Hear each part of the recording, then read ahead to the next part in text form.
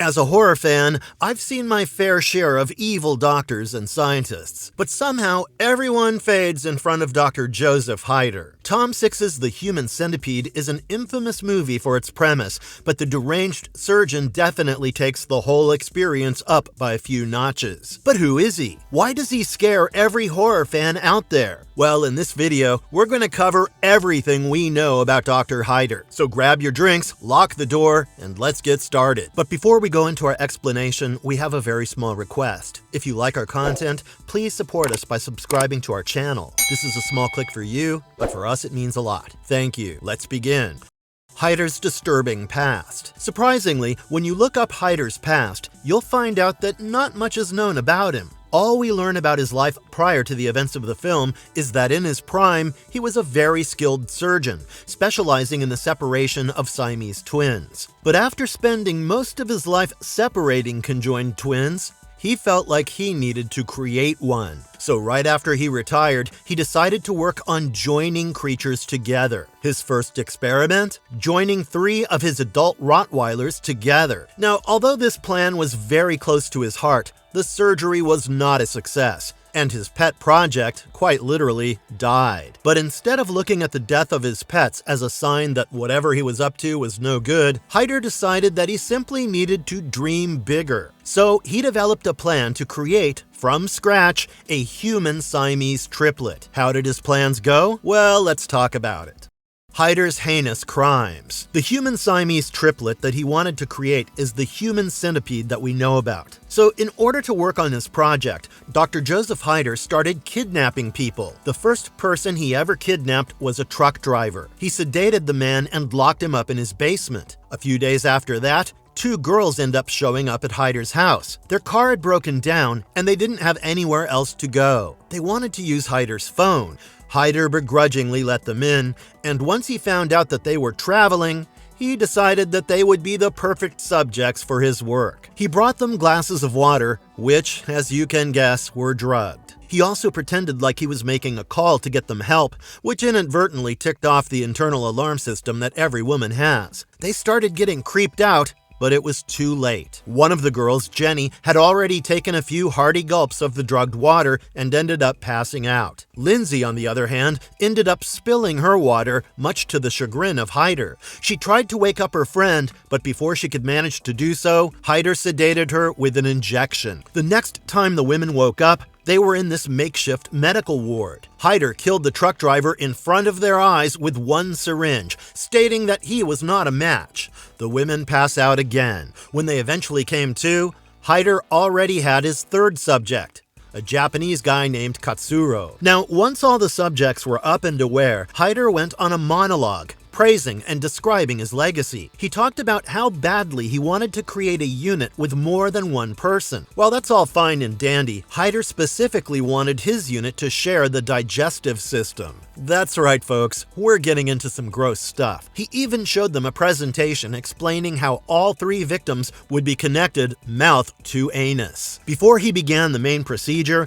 Lindsay tried to make a run for it, but she failed. She got captured again, and this time, Heiter took almost malicious pleasure in describing how he was going to make Lindsay the middle dog of this human recreation of 3Dog, his previous pet project. And why was Lindsay the middle dog, you ask? Well, it's because A, that would cause her the most pain, and B, because it's her punishment for trying to escape. Practically, with no other choice, all victims go through the procedure. Katsuro is in the front, Lindsay is in the middle, and Jenny is in the end. Both Lindsay and Jenny go through horrific mutilation, with their upper and lower front teeth and lips being removed. Katsuro and Lindsay's buttocks were operated on so that Heiter could access their rectums and connect them properly. On top of that, all 3 of them ended up with severed ligaments in their knees. Heiter did that to ensure his pet could not perform leg extensions, hence forcing all 3 of them to crawl at all times. Unluckily for our victims,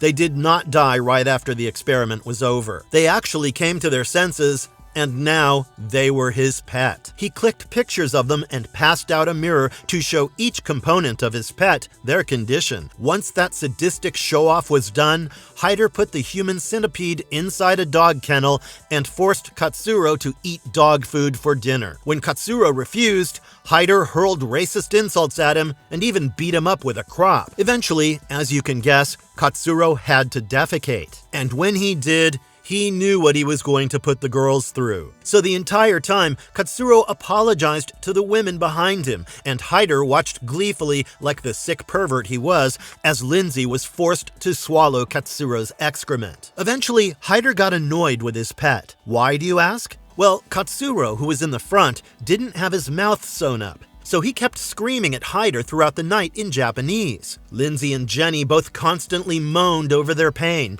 and all of this was really disturbing Heiter's much-needed beauty sleep. So, like the sane person he is, he threatens to take out their vocal cords. The next day, when Heiter was swimming in his pool, the human centipede decided that they had had enough of it and they were going to run away. Running away when you're not sewn ass to mouth with people is definitely easier. So, as you can guess, Heiter managed to catch them again.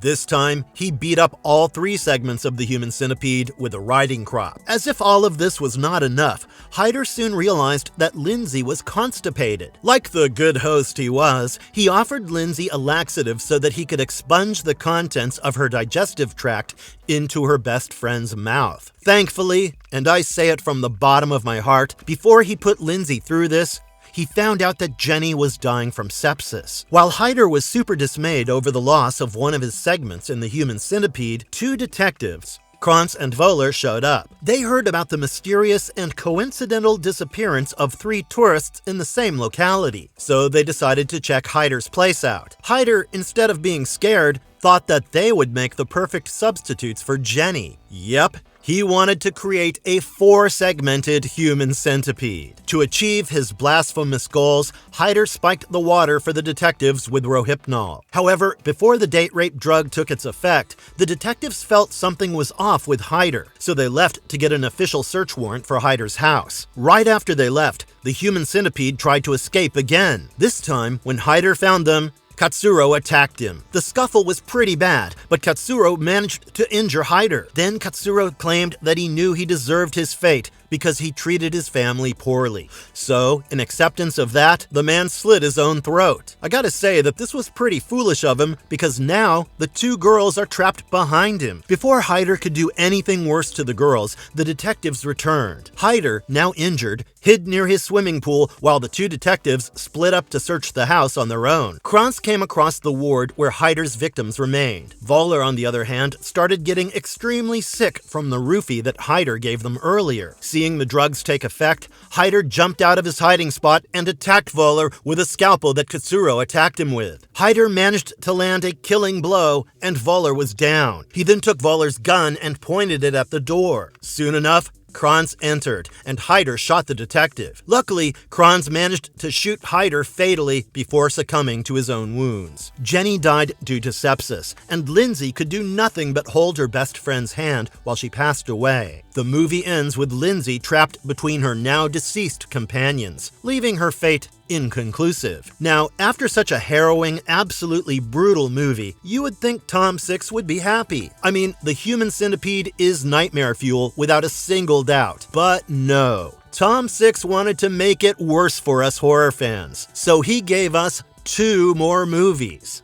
Here's the thing. We only see Heiter in the first film, but he acts as this omniscient character that you just can't run away from, even when you watch the other 2 movies. In Human Centipede 2, Full Sequence, we follow Martin Lomax. He's our main man, and he's a big fan of Heiter. So in the universe of the second Human Centipede movie, the first movie is just a movie. Martin, who works in a parking garage, really likes watching the Human Centipede. I mean, I don't personally relate to his love for the movie, but whatever floats his boat, I guess. Now, after watching the film and becoming obsessed with it, Martin started making his own plans for his human centipede. He has a full notebook with a bunch of information about the human centipede. We see Heiter appear in this movie twice. Both times were when Martin was watching the first movie while on the clock. Then we come to our third movie, The Human Centipede 3, final sequence. Here we follow the prison warden named Bill Boss. He's given the idea of the human centipede by his right-hand man, Dwight Butler,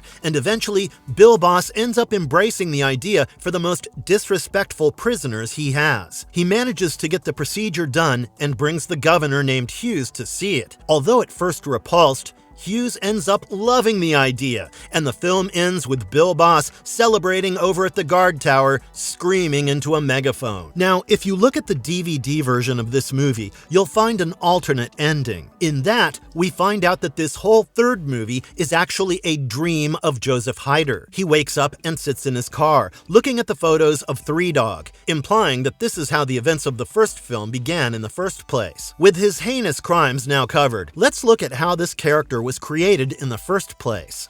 Inspiration behind Heiter's character. There's no denying that the movie trilogy is very, very icky. It's disgusting and yet morbidly fascinating. While we'd love to look at Heiter and pretend he was just a creation of Tom Six's, the reality is vastly different. I know it seems far-fetched, but this abominable character is actually based on real things. Even if you hate history with a passion as a subject, everyone knows that Nazi Germany was not the best place to live. There were some very questionable doctors in Germany during the Nazi reign who practically used the victims of the concentration camps as cattle. One of these questionable doctors, albeit the most famous one of them all, is Dr. Josef Mengele. He was accused of killing more than 400,000 Jews in Auschwitz in a matter of 2 years. Just 2 years. At the Yad Vashem Holocaust Memorial in Jerusalem, 30 survivors came forward with the absolute horrors that they faced at the hands of Mengele. The reason these survivors are alive today is that they are twins. Now, you must be wondering how that's even related, right? Okay, so when it comes to Mengele, you need to know something. This man right here used to practice something known as eugenics. This eugenic was basically a particular set of practices that he and other eugenicists would do to improve the genetic quality of the populace as a whole. The main thing about eugenics is basically classifying a group of people as inferior because they have some genes missing or traits missing. Now, when it came to eugenicists, they believed that twins were the best specimen for their work because twins are genetically identical. The only place they varied was in their behavior. So Mengele was no different. He was obsessed with twins. So obsessed that this man has taken infants out of their mother's womb and thrown them into the oven. Why? Because it was not a twin. Survivors have come forward and talked about how Mengele would have a sadistic mural made up of simply eyeballs. No, not fake ones. The real ones. He's also infamous for forcing sterilization on people. He's injected life-threatening diseases in people. He's also amputated people just because he could. And yes, he also tried to make conjoined twins by attaching two separate twins together. I'm sure by now you can see that Josef Heiter of the Human Centipede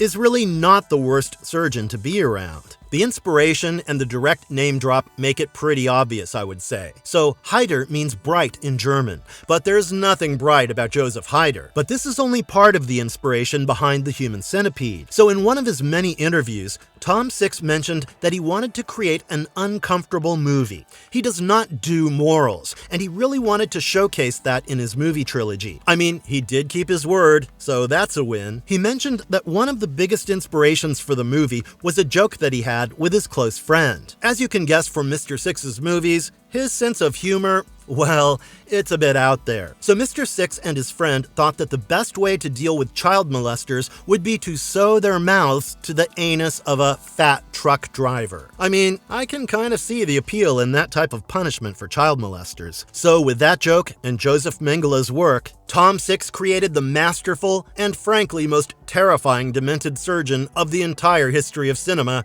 Dr. Josef Heiter.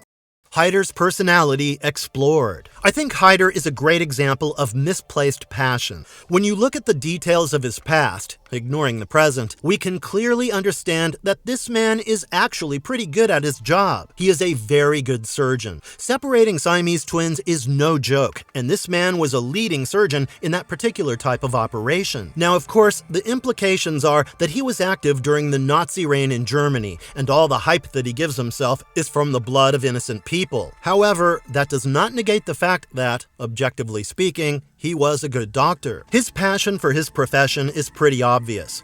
If only he had channeled that passion in a more positive way, then he probably wouldn't have ended up becoming the most demented, disturbed, and perverted character in cinema. From animal cruelty to inhumane torture of fellow people with no regard for them, this man has done it all. But for what? Well, the glory of being a leading surgeon in the medical community, of course. All his life, he's broken things down, so now he wants to build something from scratch. Building a Gundam model would have done the same thing for him, I'm sure, but no. He wanted to create a pet, and since his first experiment was a little successful, I think he became more obsessed with his magical, mystical creation. I think the worst aspect of this character has to be just how blind he is to his own misdoings.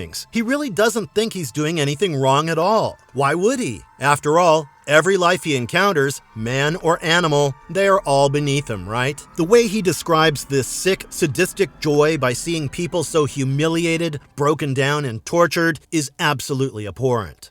What does the Human Centipede movie stand for? Tom Six's interviews have definitely made it clear that he did not want to make a comfortable film. However, that doesn't mean that the monstrosity that we witness in front of our eyes is foolish or just gross for the sake of being gross. It gets a little hard to think of the Human Centipede in a critical way, but bear with me on this. When we watch the first film, we are mostly focused on the fact that this demented surgeon wants people to eat someone's excrement. However, the themes of impurity actually run far deeper than that. In Nazi-reigned Germany, impurity was a big thing. The leader and the doctors, the eugenicists, all worked hand in hand to eradicate anyone and everyone they assumed to be impure, leaving only the master race intact. That's the main theme of impurity that Tom Six wanted to show in the first film, where we get to see Dr. Josef Heiter. Then, in the other two movies, we get to see greater themes. In the second film, we see what it's like to be absolutely obsessed over something, but in the worst possible way. Martin genuinely considered Heiter to be a father figure to him, and wanted to be just like him, which is just the worst. In the third film, we see Tom Six criticize the prison system, xenophobia, violence, and racism. All of these issues are very real issues with grave consequences in real life. While Josef Heiter may not be a recurring character, he's someone who plays a huge role in the Human Centipede lore, and there's no denying that. Marvelous verdict. Any horror fan would tell you that the Human Centipede trilogy is practically a game of endurance. Most critics feel like these movies have no plot at all, and it's just too disgusting for the shock factor. If you're someone who's into body horror, you'll definitely find the whole aspect of the Human Centipede fascinating. However, these are all surface-level things when it comes to this trilogy. These three movies, despite how grotesque they can be, are actually here to criticize the toxic society that we live in. You'll have to move quite a few gross things out of the way first, but once you're done with that, these movies just might leave a mark on you. Let us know in the comments what you guys think about Josef Heiter, and if you think anyone else could have played this character better than Dieter Laser. And with that, we come to the end of this video. I'll see all of you the next time. And if you liked our content, don't forget to leave a like and subscribe to us if you haven't already. Have a good one and be safe. Thanks, everyone.